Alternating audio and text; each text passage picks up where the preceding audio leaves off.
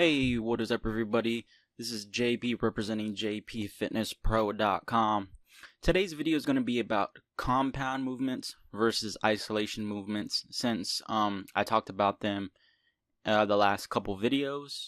And the main subject that I was talking about, which I'm going to kind of address right now because it kind of came to an endpoint or like a conclusion, was the video I did on vegan gains and the fact that he was saying that isolation movements are pointless. He also made some other pretty bold claims, which, again, the totality of scientific evidence is strongly against him. He was saying that you can't gain muscle training under 60% of your 1 rep max, or you can't gain muscle optimally unless you're a beginner, which isn't true. He was saying you can't gain muscle with isolation movements, and he was calculating 1 rep max wrong by comparing. He was using the 1 rep max of a bench press as the percentage calculations for a fly, which doesn't make any sense. Again, it was clear that he was wrong. He was kind of, in that position of deny, even though everybody was saying he was wrong. And it's kind of annoying because his whole YouTube career is based off of calling other people out. And, and again, it doesn't make me mad or anything. Again, it is annoying, but that's on him and his conscience and whether or not. But he did actually reply, and I really respect him for this. So I do want to show that and give him a lot of credit for that. But it was on one of his videos. I actually did comment. I'll kind of brief the comment. I just said that I'm a bit disappointed that you won't concede the point when you were wrong. And I said that he keeps making these claims about, again, you can't gain muscle with light loads. Loads below 60% 1 rep max. And he's basically saying isolation exercises are BS, And then I said that he was calculating 1 rep max wrong. A lot of people said it. I actually quoted, I cited my sources right here. There's a lot.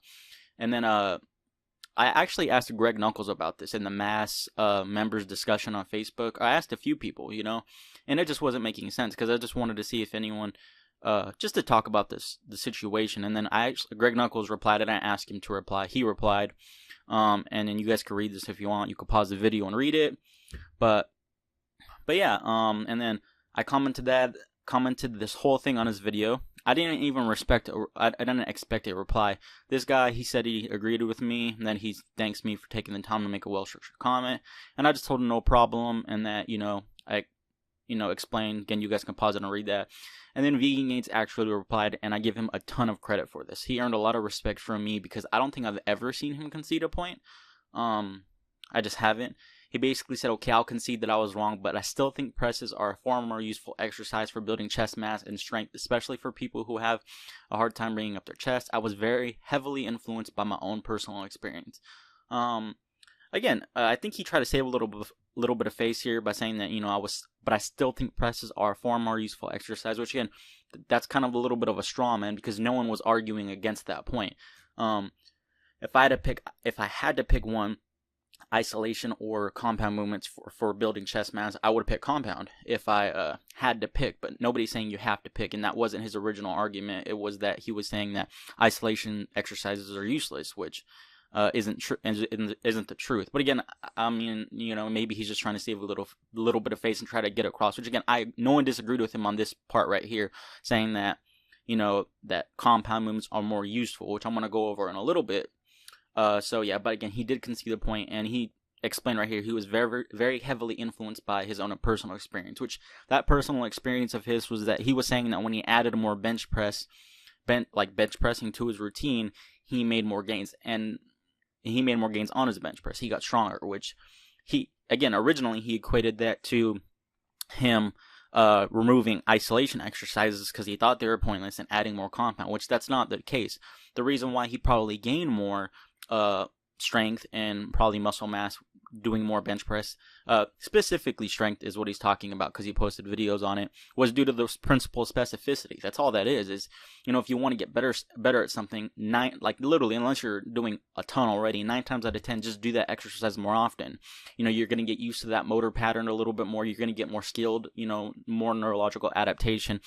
It's just you're going to get better at the movement. Strength, you got to think of it like a skill. It's like shooting a bow and arrow. If you go from shooting a bow and arrow once a week to shooting it 2 or 3 times a week, you're going to get better at shooting a bow and arrow. I can almost guarantee it. It's the same thing with the bench press.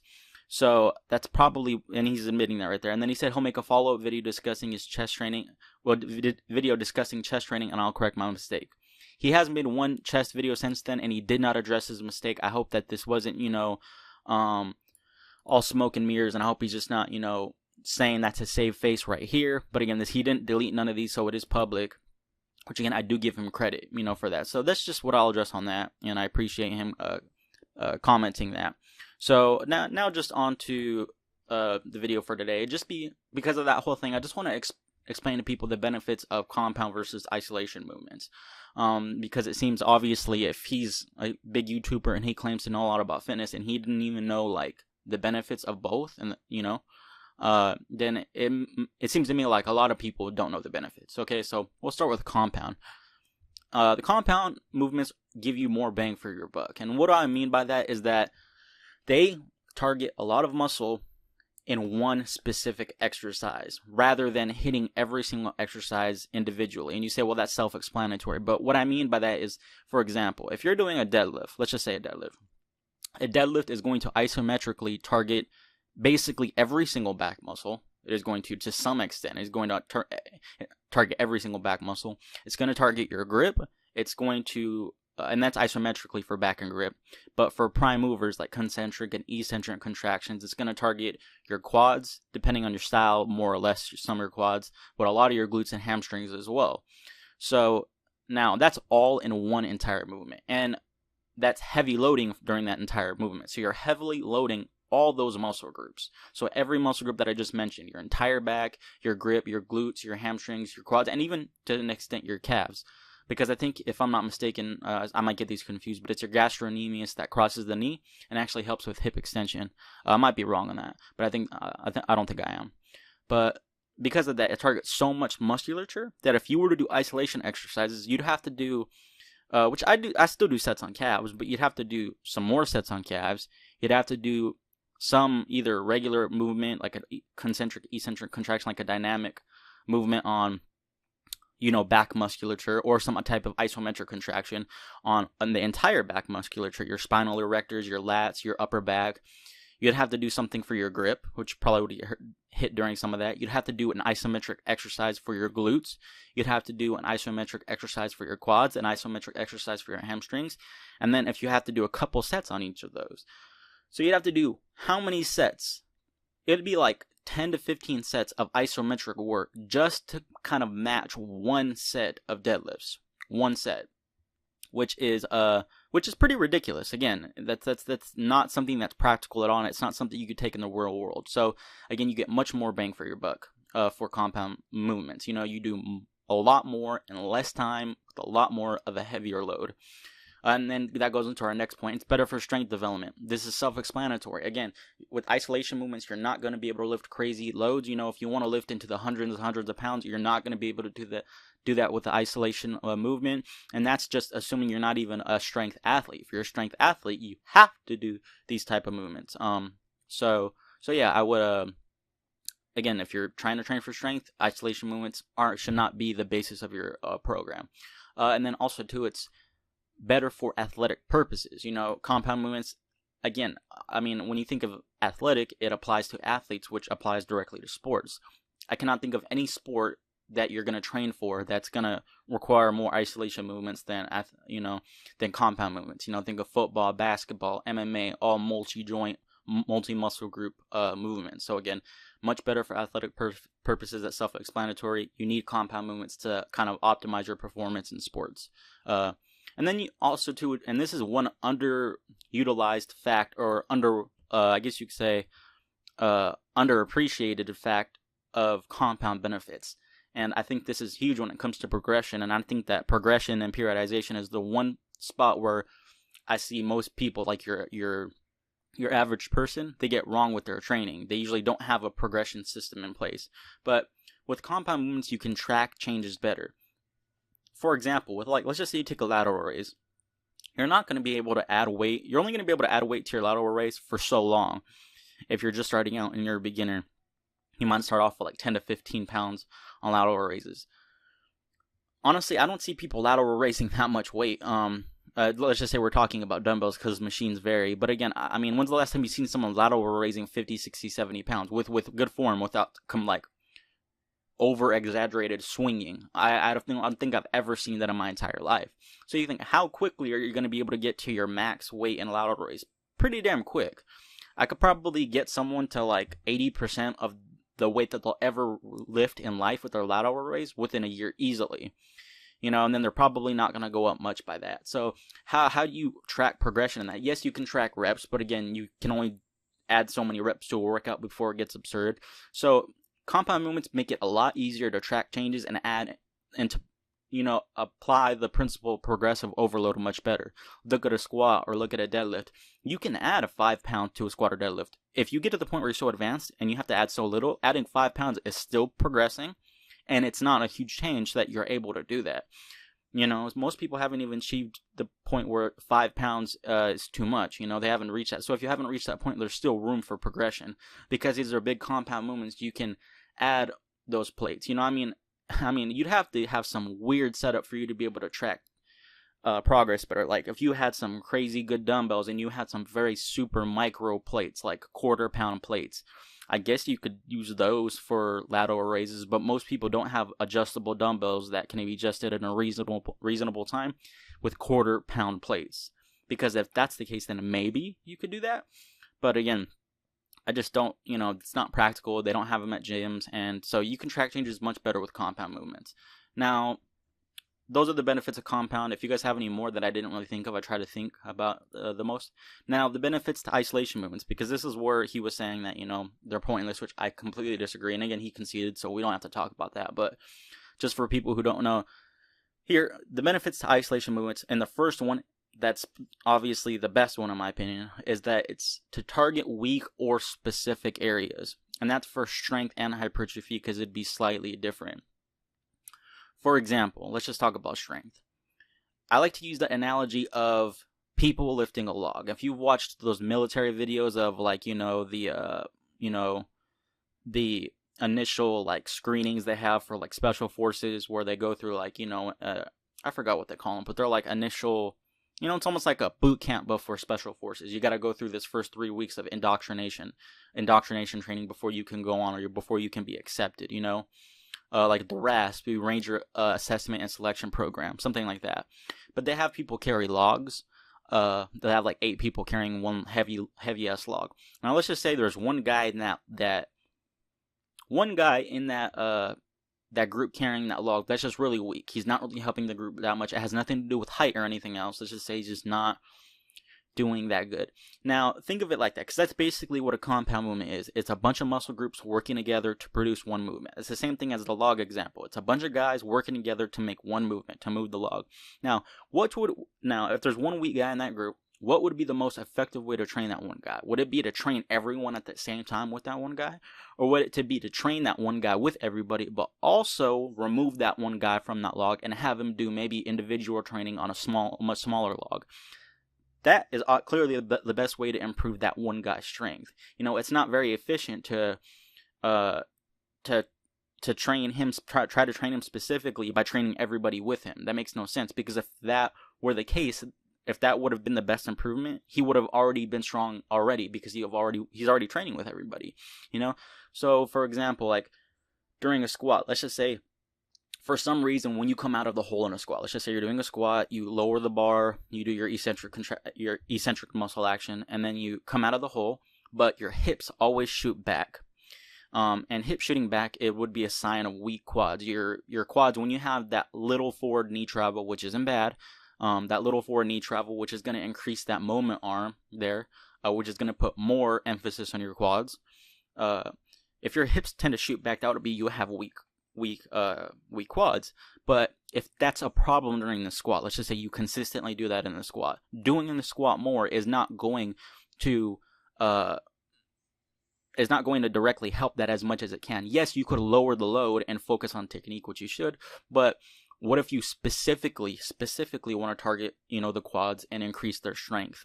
You can do that other ways, with isolation movements in some way, and that goes for you can say this with anything, you can say with, like for example, your rotator cuff. A lot of people don't train your rotator cuff. I mean, yes, you can train your rotator cuff in ways with compound movements, but if you want to specifically target that muscle and make it stronger, you can do that too. And the same thing goes for hypertrophy. You know, hypertrophy, I would argue that isolations aren't necessary. They aren't necessary for good development of all muscle groups. You could develop a program and you know, make it so that all muscle groups get hit effectively and you're doing just compound movements. But the problem with that is, like, there are certain things that get in the way. For example, let's just say you feel like you've already hit enough like lat volume or back volume. Let's just say you feel like you've tapped out back volume, but you don't feel like you've tapped out like you know, a bicep volume. Let's just say you feel like you have a little bit more gas in your biceps, but you just feel like your back is burnt. You did a lot of work where you know, you just did a lot of back training, pull-ups, rows, and stuff like that, but you just feel like your biceps have more. Again, how are you going to train your biceps without training your back while doing a compound movement? Again, there is no way. You have to do an isolation movement. So if you just want to target specific areas for some reason, there's lots of reasons. I can come up with a bunch that just happen all the time during training, which I'll talk about in point 2 and 3 right now too, that you're going to have to target for if you want to see hypertrophic results. And another way too is, like, for example, look at your calves. Your calves are made up mainly of the gastrocnemius and soleus. So your soleus, again, I get these confused sometimes, but your soleus doesn't cross the knee joint, and when you, I think it's your soleus. When you bend, again, I get those confused, but when your knee is flexed and you're doing a calf raise that way, you're taking out the gastrocnemius to an extent, not completely, but to an extent. So how are you going to specifically contract and work your soleus a lot, you know, target it a lot with compound movements? Again, I can't think of a single compound movement that does. You might be hitting your gastroc during you might be hitting a lot during like a squat or something, you know, or a deadlift, but again, that's not the same thing for your soleus. So again, that's another point of why, you know, you want isolation movements. Now for point number 2, and this is the one that you have to consider too, is that isolation movements are not as fatiguing. Sometimes, like, doing all compound movements for your work, let's just say you want to, let's just say you feel like you have room for more volume, but you just feel like if you include more compound movements, you're just going to be more and more fatigued to the point of overtraining. Let's just say you feel like you want to do more, but you don't want to reach that point of overtraining. Including isolation work into your program at the end is a good way to get more volume in. It's a good way to, you know, increase muscle growth, or you can still work on strength a little bit with isolation movements, you know, like doing heavy curls and stuff like that. But yeah, it's not as fatiguing. So if you want to avoid overtraining but still see more muscle growth and kind of tap out that volume ceiling, is a good way to include isolation movements. Again, because think about like a deadlift. A deadlift is very, very, very demanding. So is squats. I mean, or overhead press, you know, bent over rows are very demanding. You know, let's just say your core, you feel like it's just too fatigued. Your back musculature is too fatigued, but you want to work something that's, you know, not as demanding. Like instead of a bench press, you could do a chest fly, you know, or a machine chest fly, even more so towards that way.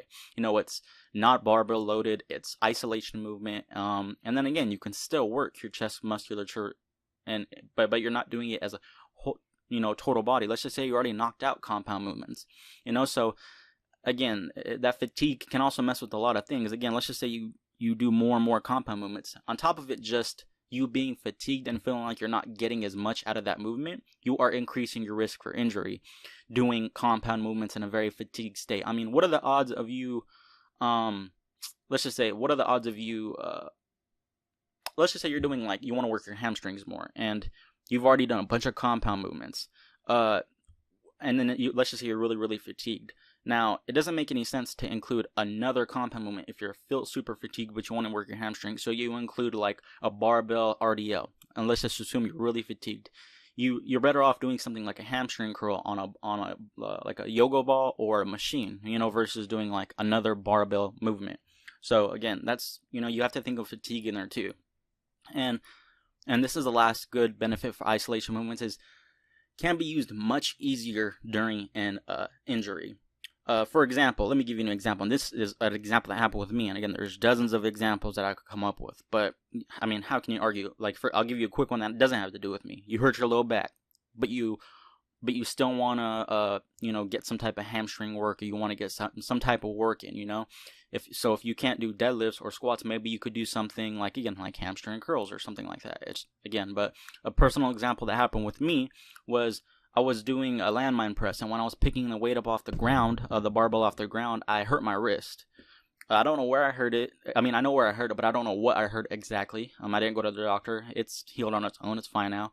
But for a while, I couldn't do any underhand movements. I just couldn't do it. So I couldn't do I couldn't do anything where my hands are supinated. So I couldn't do chin-ups. I couldn't do any underhand supinated rows, anything like that. It all had to be overhand. So I didn't really feel like I was getting much bicep recruitment as much as it could during the actual compound movements.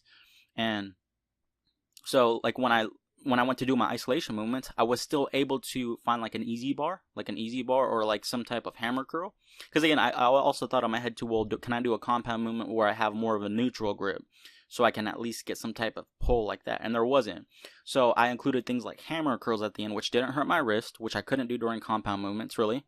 And it helped. It helped me basically target my biceps, but because I didn't feel like I was getting enough bicep recruitment. Like if you have a lot of, again, you could make an argument that if you have a lot of pulling movements where you have a supinated grip, and then some where you have a pronated grip, and some where you have a neutral grip, or like your palms facing each other, that you really don't need to do a bicep movements. Like you can even argue that, but I wouldn't say that it wouldn't hurt or you couldn't get some benefit. But if someone said they don't feel like they want to, that's fine. But in my situation, I couldn't do really much grips with compound movements. But again, when I added some like kind of modified curls in there that didn't hurt my wrist, I felt like I was getting good. I was hitting my biceps really well, which I couldn't do with those compound movements. So again, isolation movements are a lot easier to do when you're working with an injury. They just are. Compound movements are, again, very demanding. They're heavy loaded, so sometimes they could just be too much in fatigue, too much for injury. And again, they can't target specific areas. So that's the video. I hope you guys liked it. Sorry if it was a little long, but again, I like talking about this stuff. If you guys have any questions, comments, please post them down below. You could message me on Facebook or on YouTube, but I will see you guys next time.